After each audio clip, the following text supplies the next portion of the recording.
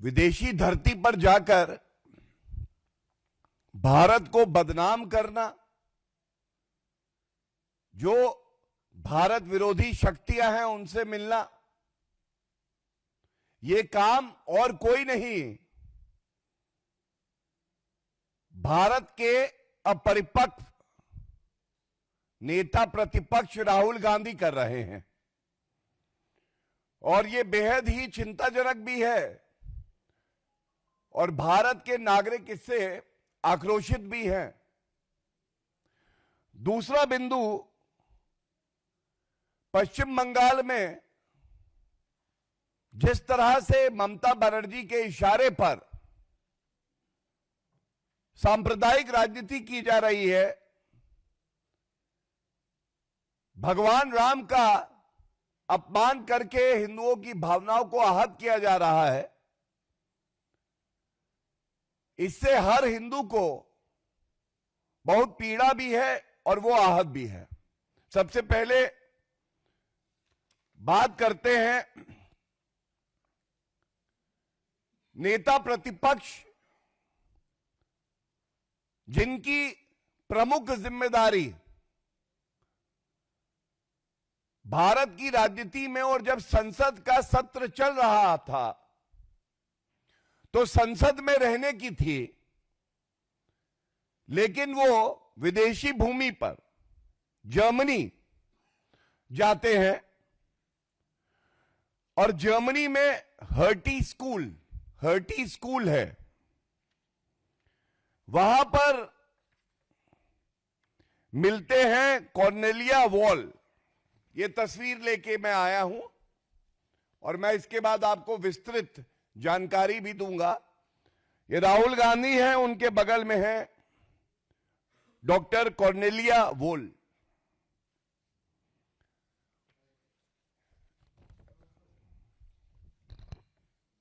Germany की तस्वीर है, हर्टी स्कूल में राहुल गांधी जी कॉर्नेलिया वॉल के साथ। अब देखिए, हम सब जानते हैं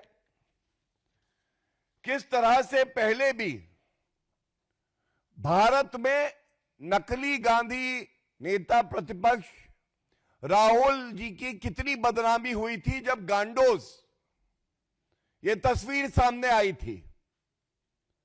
राहुल गांधी और जॉर्ज सोरेस ये ऐसे ही है जैसे दो जिस्म एक जान। और अब एक और सबूत सामने आया है, जॉर्ज सोरेस की संस्था जो है open society foundation,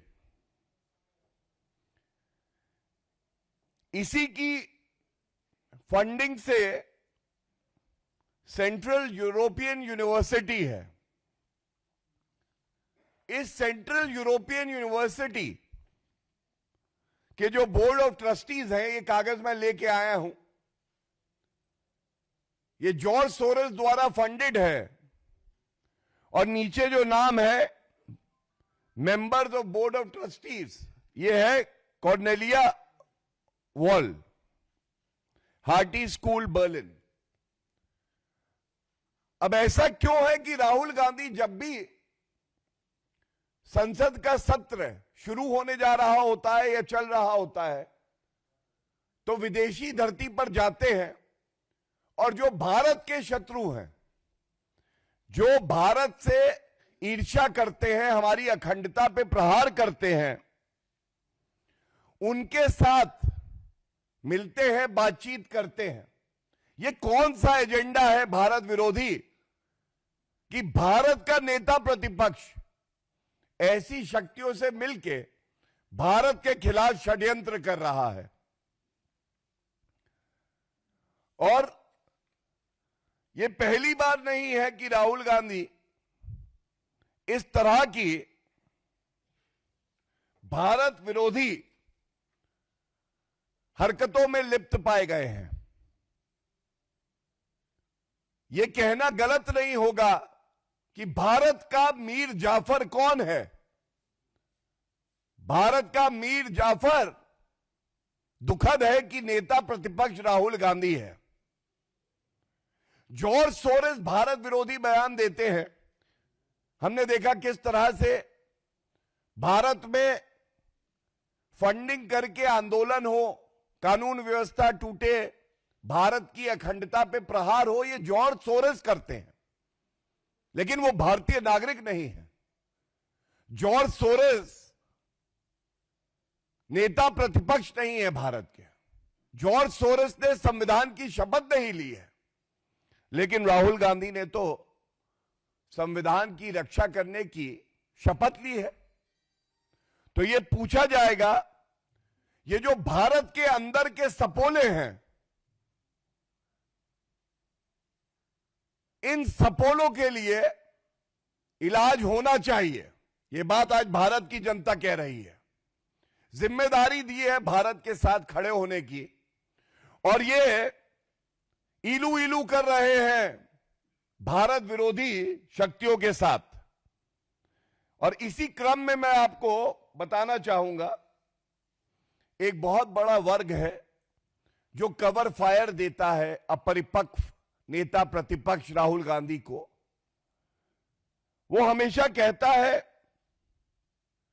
Rahul Gandhi बचकानी हरकतें कर देते हैं। कुछ लोग कहते हैं अपरिपक्व है, सीख जाएंगे। 55 साल के राहुल गांधी हैं, 5 साल में वृद्ध अवस्था में आ जाएंगे, पेंशन मिलने लगेगी।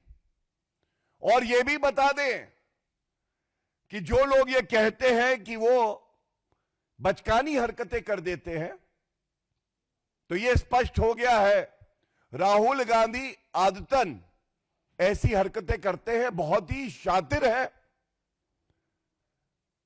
उनके डीएनए में भारत का विरोध है, क्योंकि सत्ता पाने की लालसा है, वो जहरीले हैं।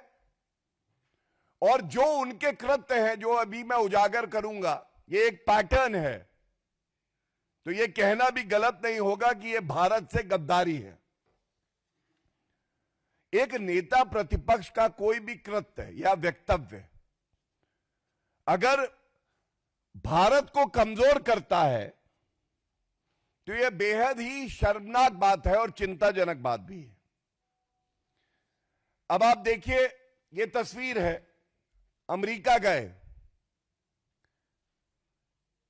वहां की लॉ मेकर इल्हान ओमर से मिले। ये अभी कुछ ही समय पहले की बात है। ये इल्हान ओमर क्या कहती है? इल्हान ओमर कहती है कि भारत ने गैर कानूनी तरीके से कश्मीर पर कब्जा कर रखा है।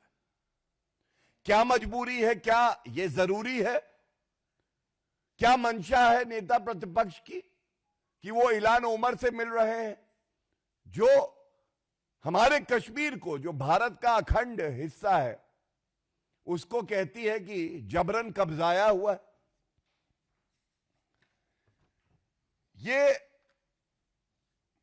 दूसरी तस्वीर है मुशीफिकुल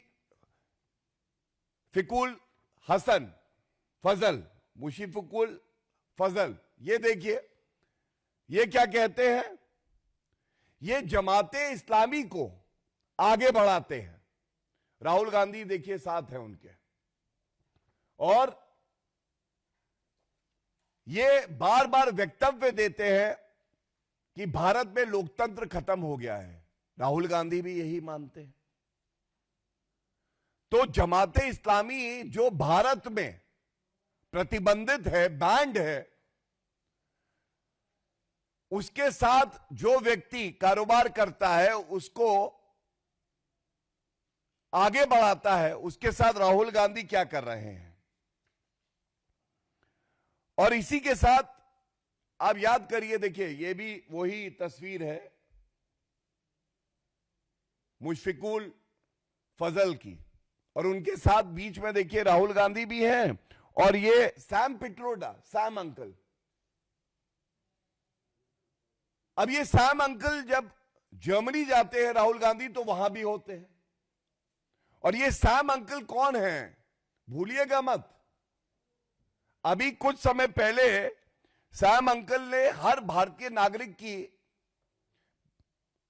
अपमानित करने का प्रयास किया और कहा east Indians they look like Chinese, east Indians look like Chinese and south Indians look like Africans.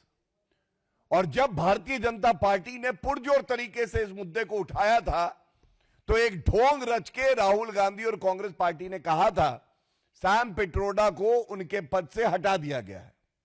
तो जब हटा दिया गया था तो हर विदेशी दौरे पर राहुल गांधी के सैम अंकल सैम पिट्रोडा क्या कर रहे हैं, इसकी जवाबदेही किसकी है? कृपया करके यह बता दीजिए। और इसके साथ एक बात मैं और कहूंगा,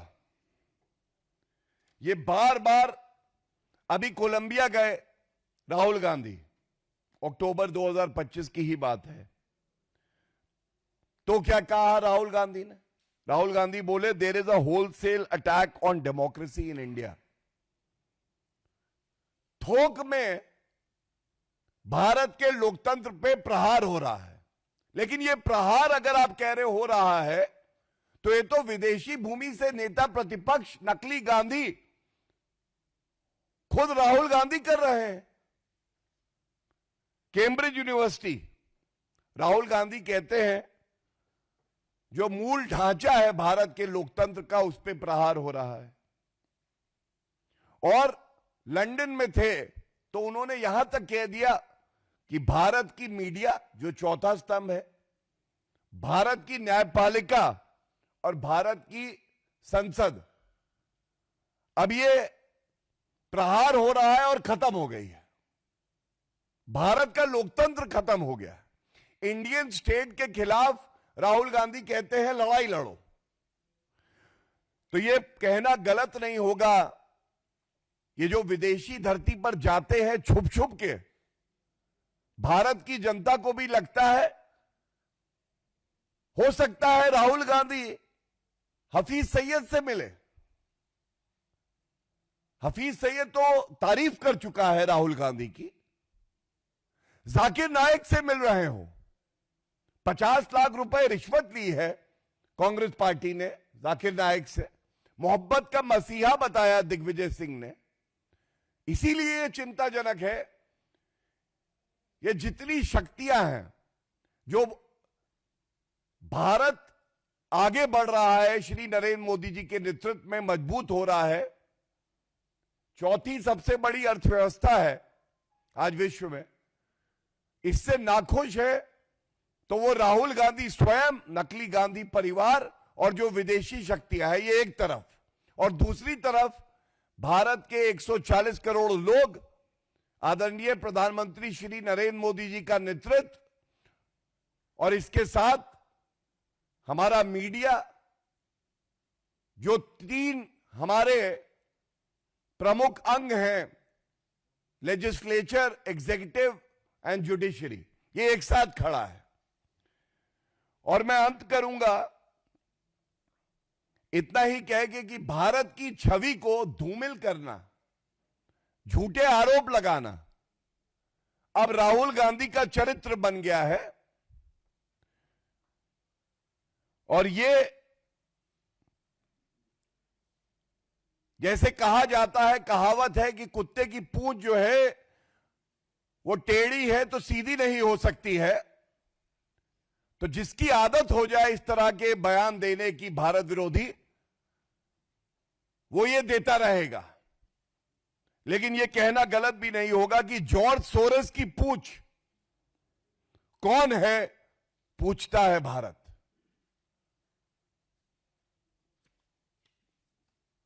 इसके बाद जो आज का दूसरा विषय है,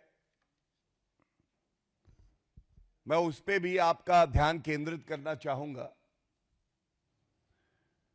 पश्चिम बंगाल में जल्द ही विधानसभा के चुनाव होने हैं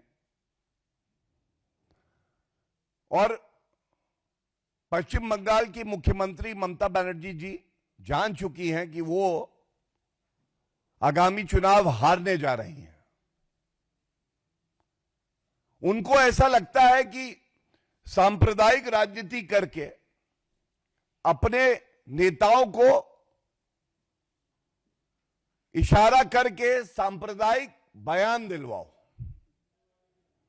और ये दुर्भाग्यपूर्ण है कि टीएमसी के विधायक मदन मित्रा, इनका वक्तव्य आता है जिससे करोड़ों करोड़ों हिंदू आहत हुए। हर कोई चिंतित है कि ऐसा क्यों है कि ममता बनर्जी और उनके नेता, जो हिंदू मान्यता है, जो हिंदुओं के आस्था के प्रतीक हैं, उनका आदर नहीं करते, सम्मान नहीं करते। मदन मित्रा ने ममता बनर्जी के इशारे पर कहा, प्रभु राम हिंदू नहीं है, मुसलमान है। और यहां रुके नहीं, दबाव बहुत होगा ममता बनर्जी का। वो कहते हैं प्रभु श्री राम जी का सरनेम क्या है, किसी को पता है? तो ये सोच आती कहां से है?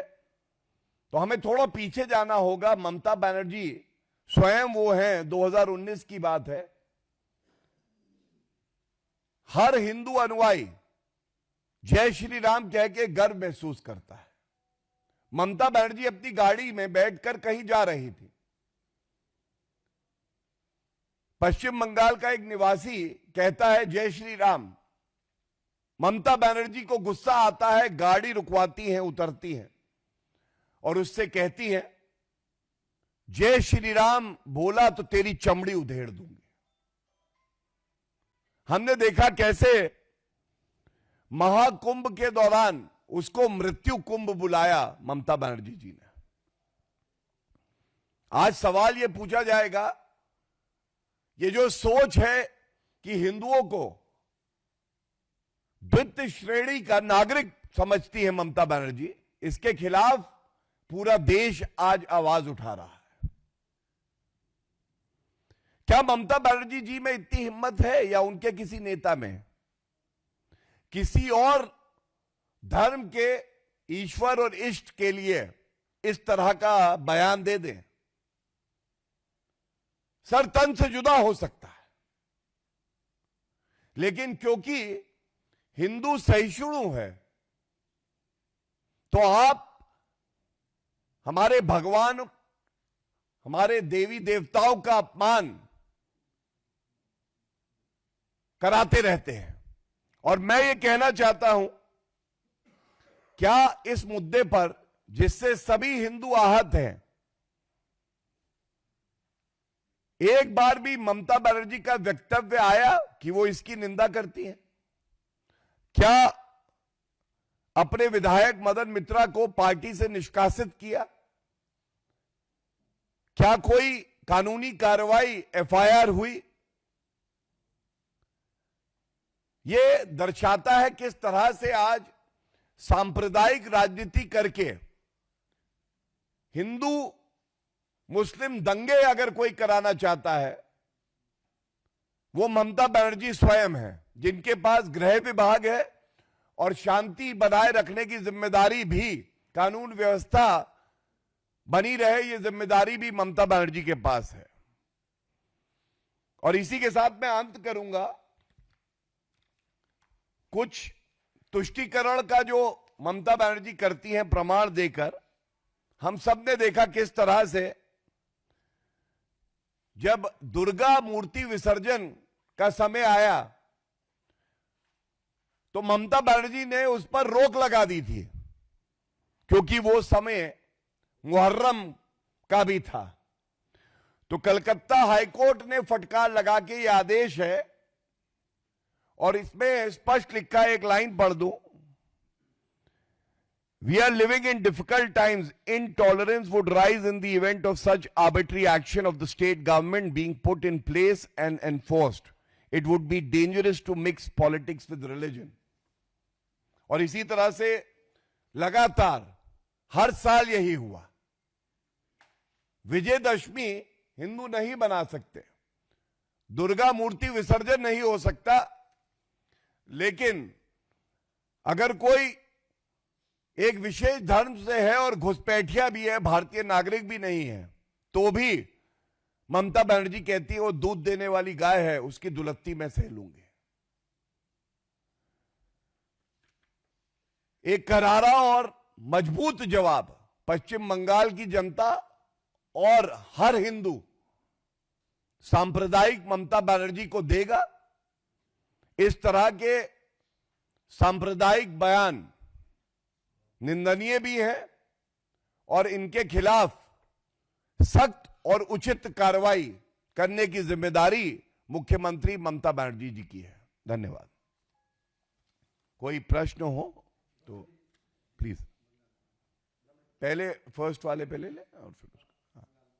नहीं, पहले उस पे ले लीजिए अगर कोई है विदेश यात्रा पे, उसके बाद। Any questions on Rahul Gandhi is visit to Germany? ठीक है। बंगाल पर मेरा सवाल है कि इसके पहले टीएमसी के एक और विधायक हैं जो हुमायूं कबीर ने बाबरी मस्जिद जो वहाँ बनवानी शुरू की और कहा, आप कह रहे हैं कि हम बाबर की निंदा करते हैं, कल उनका बयान आया। दूसरा अभी मनन मिश्रा का बयान, क्या लगता है, आप कह रहे हैं कि ममता के इशारे पर उनके सारे नेता क्या चुनाव, इस वजह से ममता ये सब करवा रही है, क्या चुनाव निकालने के लिए या जो आप कह रहे हैं ममता के इशारे पर उनके सारे नेता कर रहे हैं, क्योंकि हुमायूं कबीर अब पलट गए हैं अपने बयान। देखिए, हमें बिल्कुल स्पष्ट एक बात होनी चाहिए कि एक तरफ संतुष्टिकरण की राजनीति है, जो आदरणीय श्री नरेंद्र मोदी जी विकास कार्य करके हर किसी का सशक्तिकरण करके जमीन पर उतार के दिखा चुके हैं। दूसरी तरफ तुष्टिकरण की राजनीति है जो ममता बनर्जी जी कर रही है, और इसका जवाब पश्चिम बंगाल की जनता भी देगी और भारत की जनता भी देगी। जो पहले विषय पे प्रेस वार्ता करी है उसमें एक बहुत ही अहम बिंदु है जो आपके समक्ष रखना चाहूंगा। जो नेता प्रतिपक्ष हैं राहुल गांधी,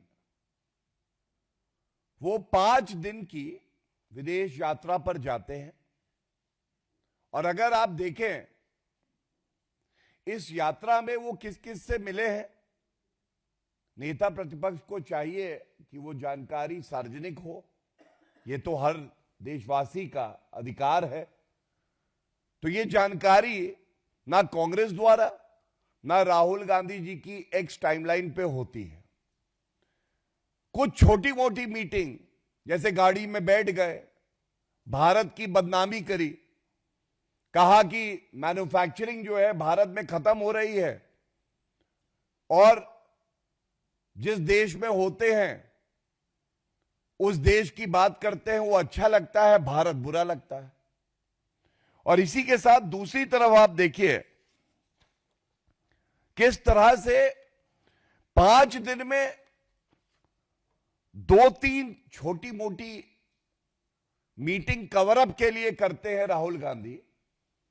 और जैसा मैंने कहा कि अंदर खाने किन भारत विरोधी शक्तियों से मिल रहे हैं, यह बात आज पूरे देश में हो रही है, जिसका मैंने एक उदाहरण आपको दिया डॉक्टर कॉर्नेलिया वॉल के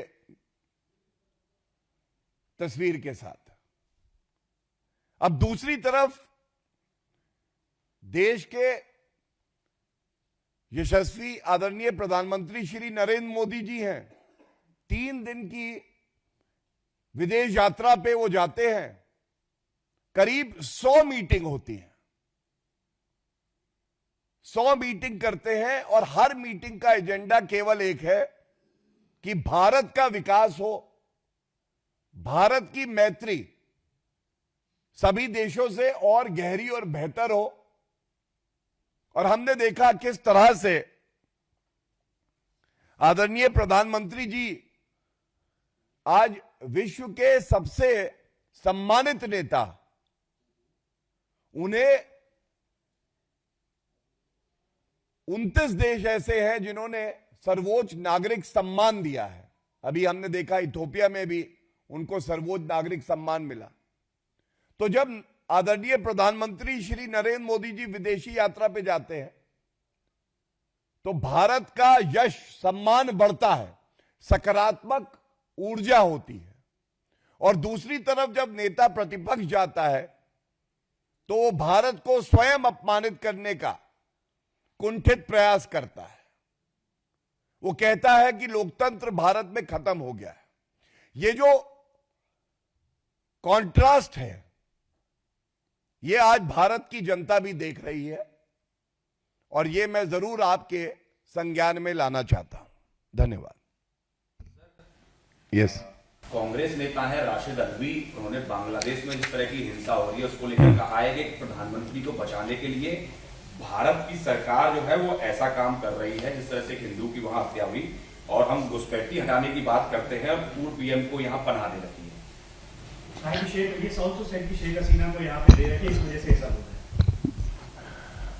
देखिए, सबसे पहले तो मैं ये बिल्कुल स्पष्ट कर दूं कि जब भी बात आएगी भारत के नागरिकों की और हिंदुओं की जो अल्पसंख्यक हैं पूरे विश्व में कहीं भी, तो सबसे अग्रणी भूमिका, सबसे मजबूत भूमिका कोई निभाता है तो आदरणीय प्रधानमंत्री श्री नरेंद्र मोदी जी और हमारी सरकार।